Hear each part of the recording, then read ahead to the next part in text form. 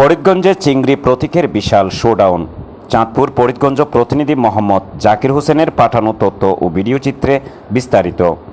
বাংলাদেশ আওয়ামী লীগের ত্রাণ ও সমাজ কল্যাণ বিষয়ক উপকমিটির সাবেক সদস্য ও উপজেলা ছাত্রলীগের সাবেক সভাপতি এবং উপজেলা পরিষদ নির্বাচনের চেয়ারম্যান প্রার্থী কাজী আহমেদ মজুমদার চিংড়ি প্রতীক নিয়ে একটি বিশাল শোডাউন করেন।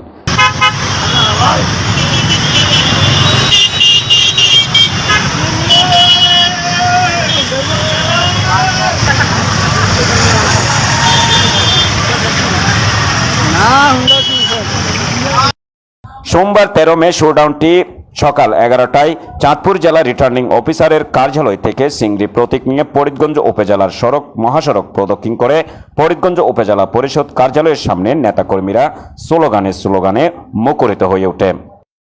তিনি উপজেলাবাসীর উদ্দেশ্যে বলেন, ধর্ম বর্ণ নির্বিশেষে আপনাদের সমর্থন প্রয়োজন। আপনারা জানেন আগামী 29 তারিখ ফরিদগঞ্জ উপজেলা পরিষদ নির্বাচন। এই নির্বাচনে আমি আপনাদের দোয়া ও সমর্থন প্রত্যাশা করছি। আশা করছি আপনারা যদি আমার পাশে থাকেন, আমাকে নির্বাচিত করেন, আমি আপনাদের সকলের প্রত্যাশা অবশ্যই পূরণ করব।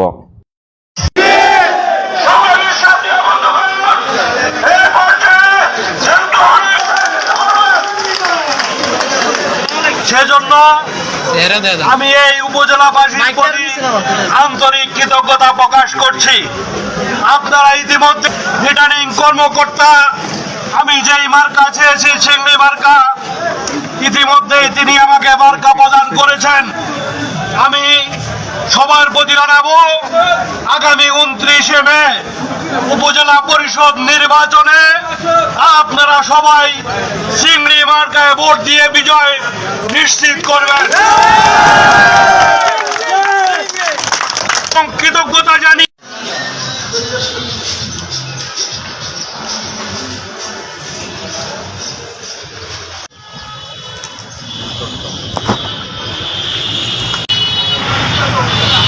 মার্কা কি ভাই